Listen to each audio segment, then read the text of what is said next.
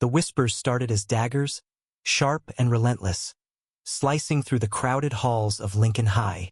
Riley Parker, barely 18, felt every stare like a weight, every hushed giggle a blade against her heart. By lunch, the rumors about her and Mia Alvarez had spiraled into a wildfire she couldn't outrun. Riley stood frozen outside the cafeteria, her backpack slung over one shoulder, her short brown hair falling into her eyes.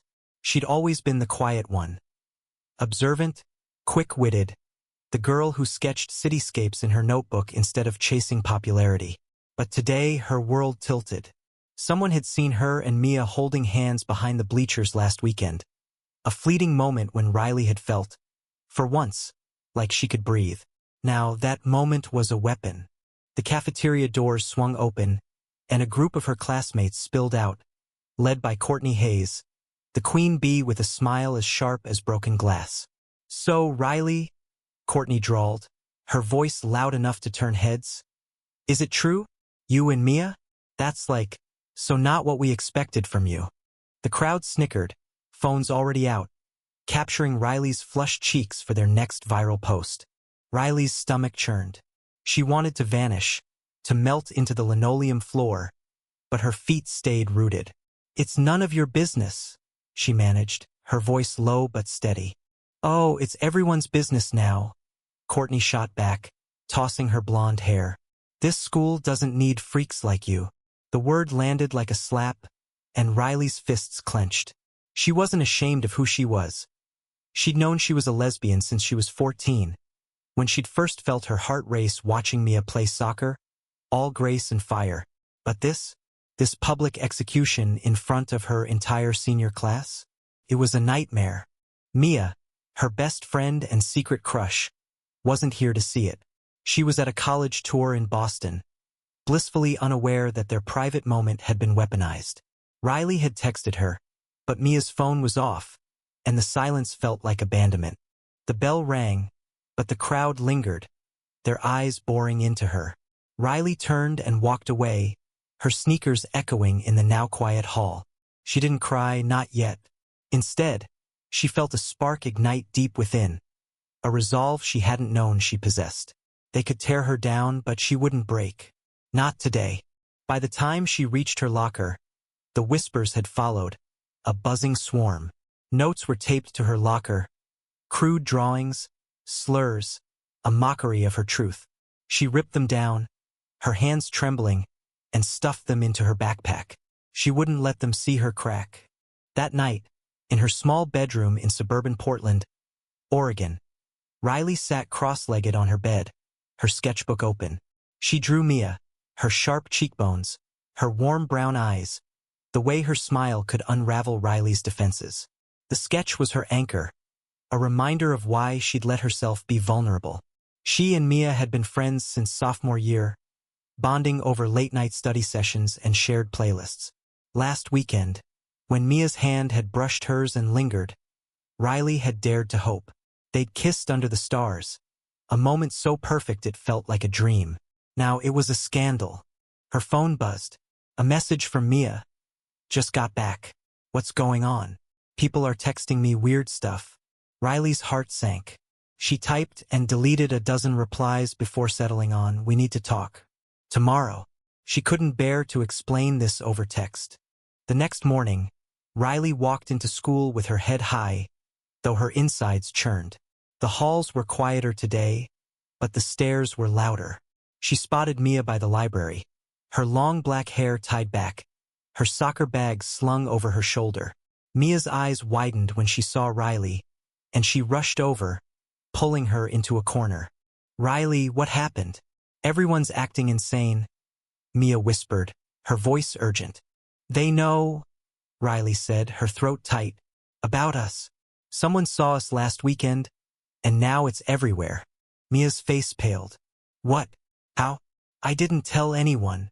"I know," Riley said, her voice softening, "but they're making it a big deal.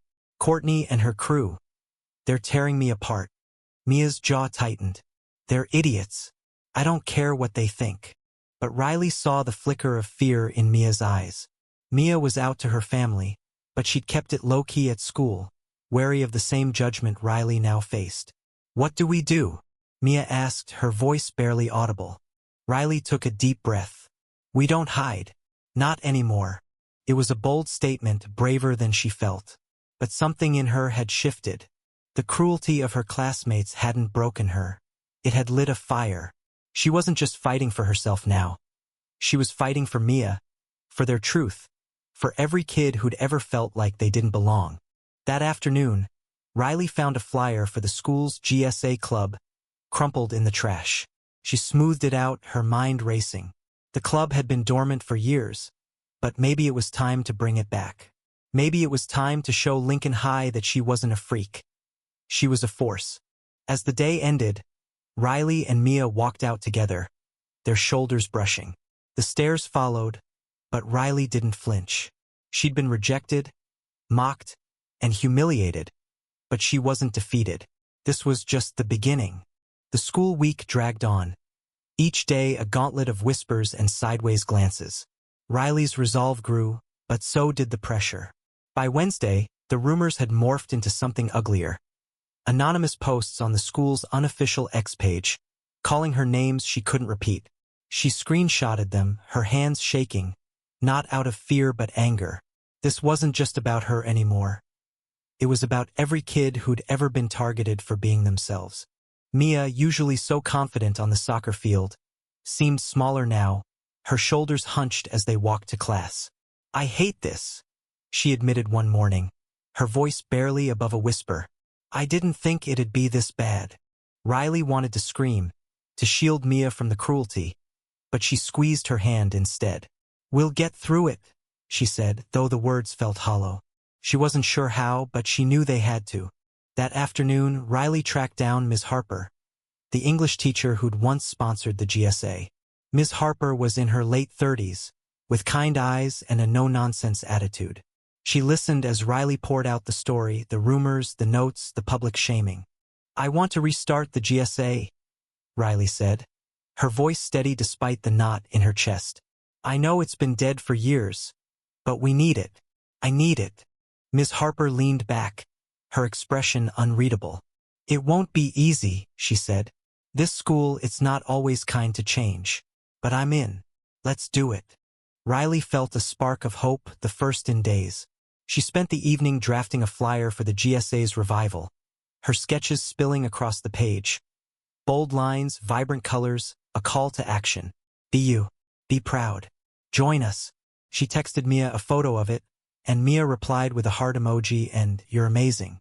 The next day, Riley and Mia posted the flyers around school, their hands brushing as they taped one to the bulletin board.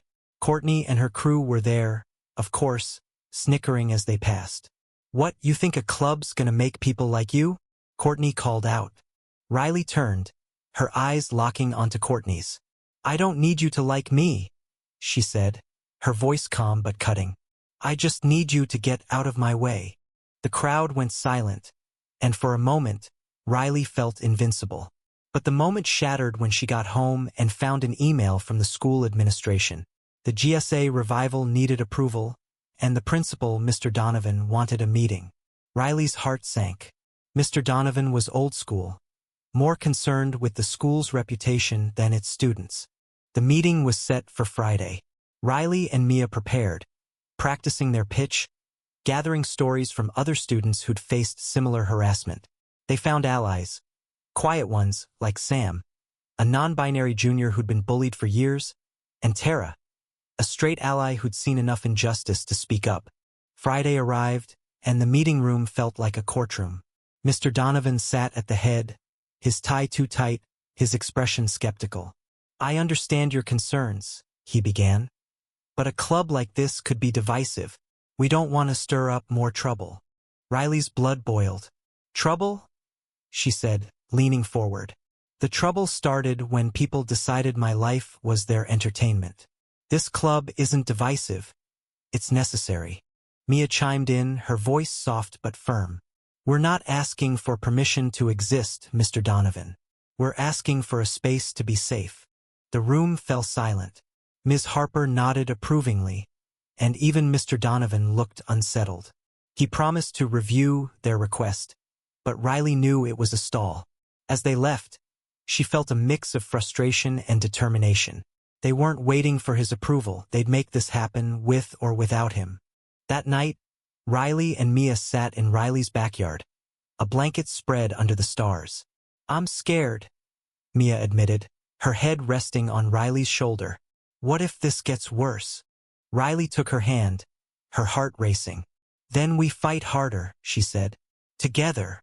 Mia smiled, and for a moment the world was just them. But Riley knew the battle was far from over. The GSA was a start, but the school's culture was a beast, and she was only beginning to learn its weaknesses. The GSA's first meeting was held in Ms. Harper's classroom after school, a small act of defiance against Mr. Donovan's indecision. Riley had expected maybe 5 people, but 12 showed up. Kids she barely knew, faces nervous but curious. Sam, the non-binary junior, sat in the back, sketching in a notebook. Tara brought cookies, her smile a quiet rebellion against the hate outside. Riley stood at the front, her hands sweaty. "This is a safe space," she began, her voice stronger than she felt. "No judgment, no secrets. Just us." The room buzzed with stories. A sophomore named Leo shared how he'd been shoved into a locker for wearing nail polish. A senior named Aisha talked about hiding her girlfriend from her parents. Each story fueled Riley's fire. This wasn't just about her and Mia, it was about all of them. But the meeting wasn't all hope. Halfway through, the door creaked open, and Courtney's best friend, Lauren, slipped in. Everyone froze. "I'm not here to cause trouble," Lauren said, her voice shaky. I think I might belong here." Riley's jaw tightened. Was this a trick? But Lauren's eyes were genuine, and she stayed, listening quietly. When the meeting ended, she approached Riley. "I'm sorry about Courtney," she whispered. "She's not who you think she is." Riley didn't know what to make of it, but she nodded. "Thanks for coming." The next week was a blur of small victories and setbacks. The GSA grew, but so did the backlash. Someone spray-painted a slur on Riley's locker, and Mia found a note in her gym bag that read, "Go back to hiding." Riley reported it to Ms. Harper, who promised to escalate it, but Riley wasn't holding her breath. The administration was still reviewing the GSA, and Mr. Donovan's silence felt like betrayal. At home, Riley's parents were supportive but worried. Her mom, a nurse, kept asking if she was okay, while her dad, a mechanic, offered to have a word with the principal. Riley laughed it off, but their concern grounded her. She wasn't alone, not completely. Mia, though, was struggling. Her parents, strict and traditional, had started asking questions after hearing rumors. "They keep saying I'm confused," Mia told Riley one night, her voice breaking. "They want me to see a counselor." Riley pulled her close, her heart aching. "You're not confused," she said. "You're you. And that's enough." But Mia's fear was contagious. Riley started noticing cracks in her own confidence. Nights when she couldn't sleep, days when the stairs felt heavier. She poured her energy into the GSA, planning a school-wide event to raise awareness. They'd call it Pride Day, a bold move in a school that barely tolerated them. The planning brought new allies. A teacher, Mr. Chun, offered to help with logistics. A few students from the art club volunteered to make posters. Even Lauren started showing up regularly, her presence a quiet apology. But Courtney wasn't done. During lunch, she cornered Riley in the courtyard. "You think your little club's gonna change anything?" Courtney sneered. "This school doesn't want you." Riley stepped closer, her voice low. "Maybe it doesn't, but I'm not going anywhere." Courtney's eyes flickered with something. Anger, maybe fear, before she stormed off. Riley's heart pounded, but she felt alive. She was done shrinking. That night, she and Mia worked on Pride Day plans in Mia's basement, their laptops glowing in the dim light. Mia leaned over, her hair brushing Riley's cheek. "You're unstoppable," she said, her voice soft. Riley smiled, her chest warm. "Only because you're with me." They kissed, slow and certain, and for a moment the world was theirs. But outside, the storm was growing. Pride Day was a week away, and Riley knew it would either break them or make them. Pride Day loomed like a beacon and a battleground. Riley and the GSA worked tirelessly, transforming Ms. Harper's classroom into a war room of posters, banners, and ideas. They'd secured a small budget from the school's diversity fund, thanks to Mr. Chen's advocacy. But the administration's approval was still pending. Riley didn't care. They'd hold Pride Day in the courtyard if they had to. The backlash grew uglier. Someone tore down half the Pride Day posters overnight, leaving ripped scraps littered across the halls. Riley found one with her name scrawled in red marker, a threat thinly veiled as a joke. She showed it to Mia, who went pale but said, "We keep going." Riley nodded, but her chest tightened. She wasn't just fighting for acceptance now. She was fighting for safety. The GSA's numbers swelled as word spread. Kids who'd never spoken up before showed up to meetings, their stories spilling out like confessions. A freshman named Jamie admitted she was questioning her identity. A junior named Marcus shared how he'd been kicked out of his church youth group for coming out as bi. Each story was a thread, weaving a tapestry of resilience. Lauren became an unexpected ally. She started bringing snacks to meetings, her quiet presence a bridge between the GSA and the popular crowd. One day, she pulled Riley aside. "Courtney's freaking out," she said. "She's scared you're actually gonna pull this off." Riley raised an eyebrow. Good. She should be. But Courtney wasn't the only problem. 2 days before Pride Day, Mr. Donovan called Riley and Mia into his office. His desk was cluttered with papers, his tie still too tight. "I've received complaints," he said, his tone clipped. "Parents are concerned about this event. They think it's inappropriate." Riley's fists clenched. Inappropriate? What's inappropriate is letting kids get bullied for who they are. Mr. Donovan sighed. "I'm not saying you can't have your club, but this event, it's too much too soon. I'm canceling it." Mia gasped, but Riley leaned forward, her voice icy. "You can't stop us.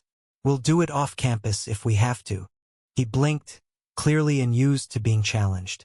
"You're on thin ice, Miss Parker." "Then push me," Riley said, standing. "See what happens." She and Mia stormed out, their hearts pounding. Outside, Mia grabbed her arm. "Are you crazy? He could suspend you." Riley's eyes blazed. "Let him try. I'm done playing nice." They moved Pride Day to a local park, with Ms. Harper and Mr. Chen's quiet support. The GSA rallied, spreading the word through X and word of mouth. By Saturday, the park was alive with color, rainbow flags, handmade signs, and music from a portable speaker. Over 50 people showed up, including students, parents, and even a few teachers. Riley stood on a makeshift stage, a picnic table, her voice shaking but clear. "This is for everyone who's ever felt like they don't belong," she said. "You do, and we're here to prove it." The crowd cheered, and Mia squeezed her hand, her eyes shining. But as Riley stepped down, she saw Courtney and a few of her friends lurking at the edge of the park, their expressions unreadable. That night, Riley's phone buzzed with a new ex-post. A photo of her and Mia at Pride Day, captioned, "Freaks think they own this town now." Her stomach dropped. The fight wasn't over. Pride Day's success was a spark, but the backlash was a storm. Monday morning, Riley walked into school to find her locker defaced again. This time with spray paint, bold and red. "Freak." She stood there, her breath shallow, as students passed, some whispering, others averting their eyes. Mia was by her side in seconds, her face pale. "We need to report this," she said, her voice urgent. Riley shook her head. "They won't do anything." Not really. She was right. Ms. Harper filed a report, but the administration's response was a vague promise to investigate. Riley didn't trust it. She'd seen how the school worked, protect the status quo, bury the problem. But the GSA wasn't backing down. They met that afternoon, their numbers steady despite the vandalism. Sam suggested a school-wide petition for stricter anti-bullying policies. Tara proposed a social media campaign to call out the harassment. Riley listened, her mind racing. They needed something bigger, something undeniable. That night, She and Mia brainstormed in Riley's bedroom, their laptops open to X. "We need to take control of the narrative," Riley said, scrolling through the hateful posts. "Show them we're not afraid." Mia nodded, her eyes fierce. "Let's make a video. Tell our story, our way." They spent hours filming, editing, and re-recording. The video was raw, Riley talking about the notes, the slurs, the weight of being ostracized. Mia shared her fear of losing her family's support, but also her pride in who she was. They included clips from Pride Day, voices of other GSA members, and a call for change. They posted it to X with the hashtag #LincolnHighPride. By morning, it had 2,000 views. Comments poured in, some hateful, but many supportive, from students, alumni, even strangers.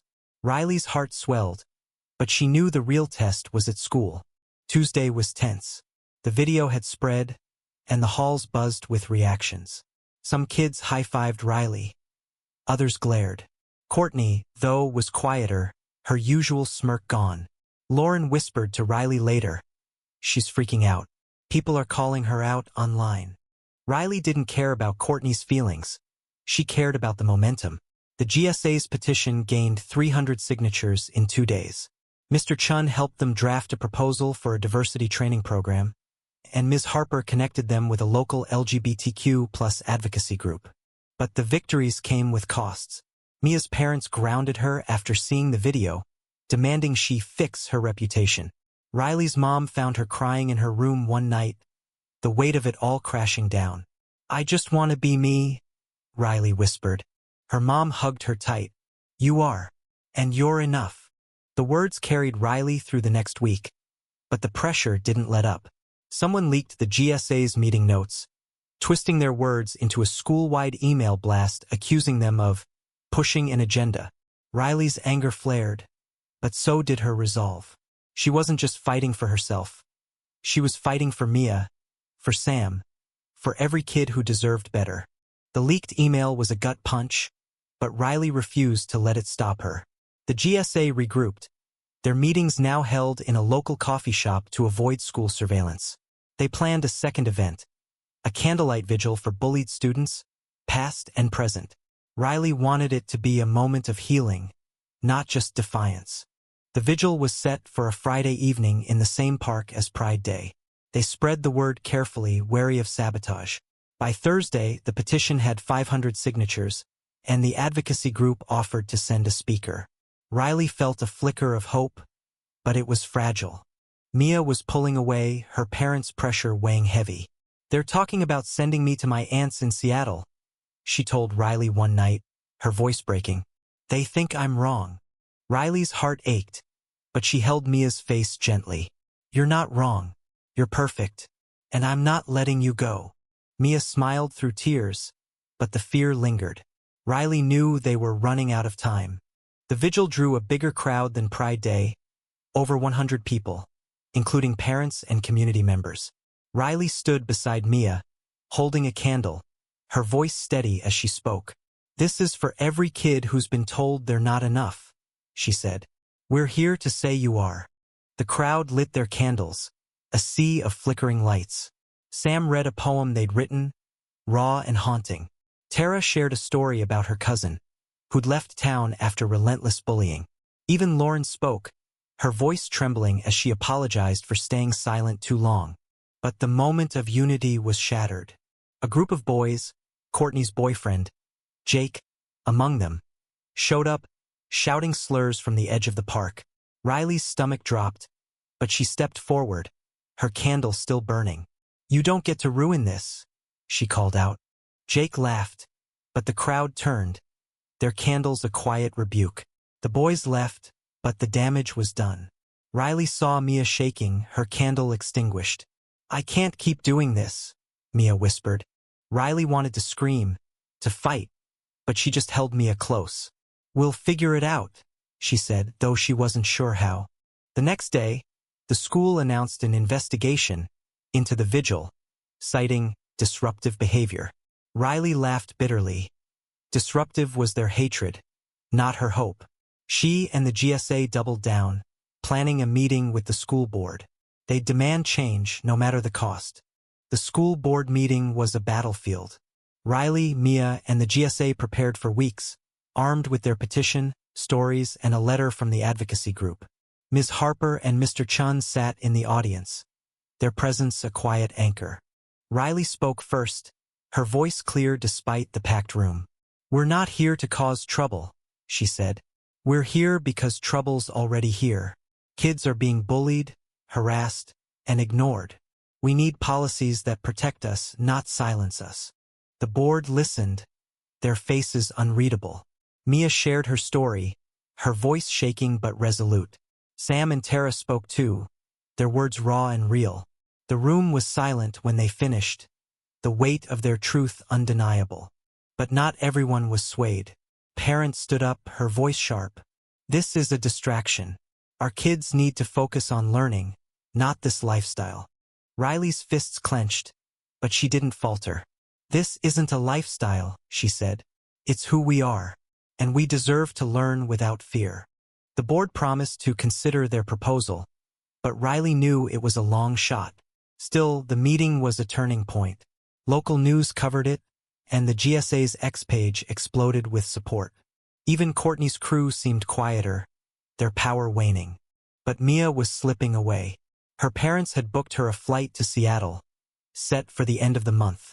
Riley felt helpless, her heart breaking with every tense conversation.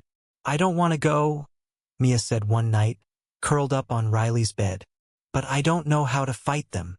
Riley held her tight. "Then I'll fight for you." She didn't know how, but she meant it. The GSA's next move was a letter-writing campaign to the school board, demanding action. Riley poured her heart into her letter, detailing every moment of cruelty, every spark of hope. She sent it to every local news outlet, too.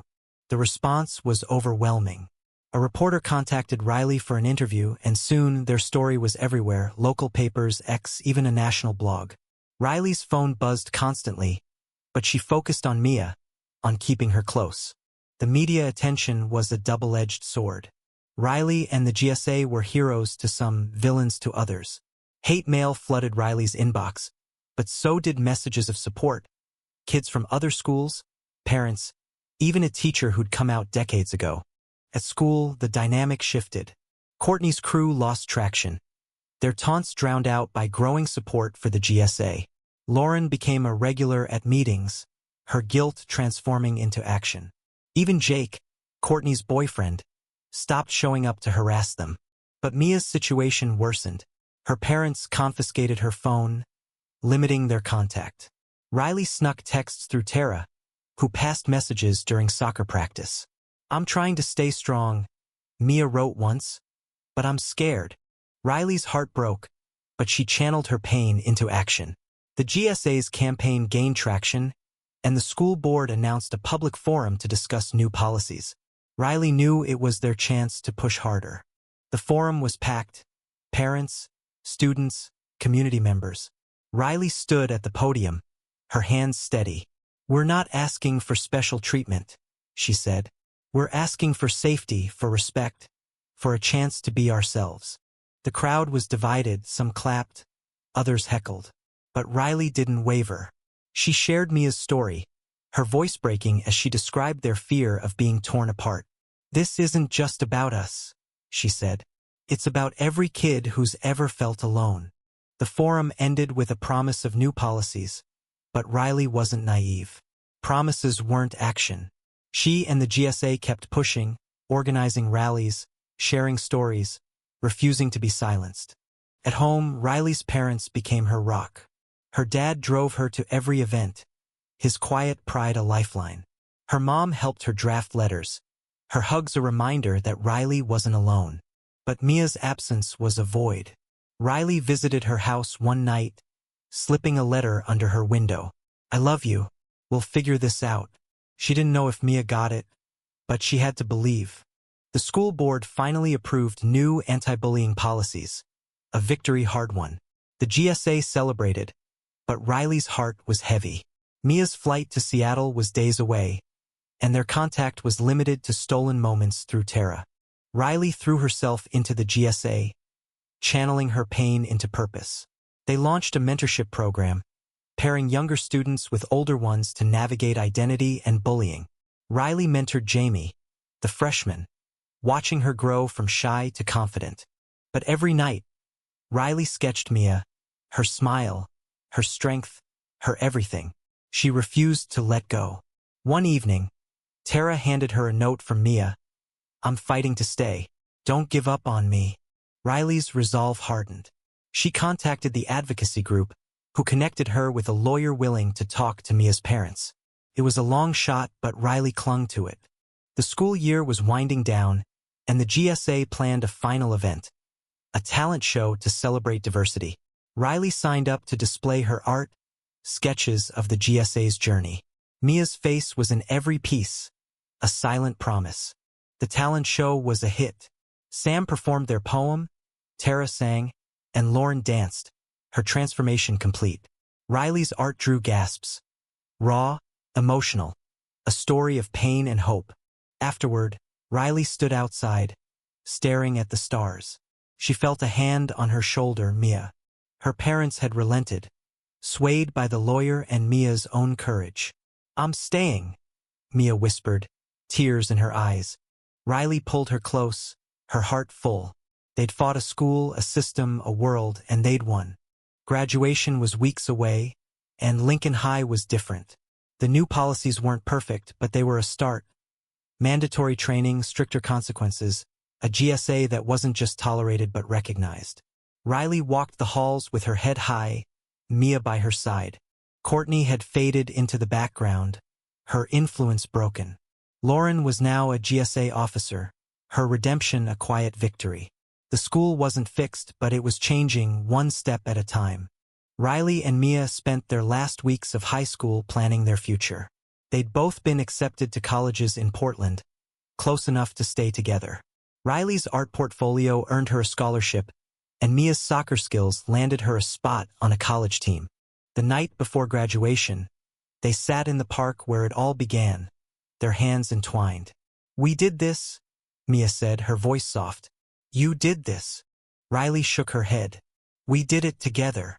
They kissed under the stars, the same stars that had witnessed their first kiss, their first fight, their first victory. Riley knew the world wasn't done challenging them, but she also knew they were stronger than any challenge. At graduation, Riley gave the closing speech, her voice steady. "We're not just the future," she said. "We're the present, and we're here to stay." The crowd roared, and Mia's smile lit up the stadium. Riley had been rejected, mocked, and pushed to the edge, but she'd unlocked a fate no one could stop, a fate of love, courage, and change.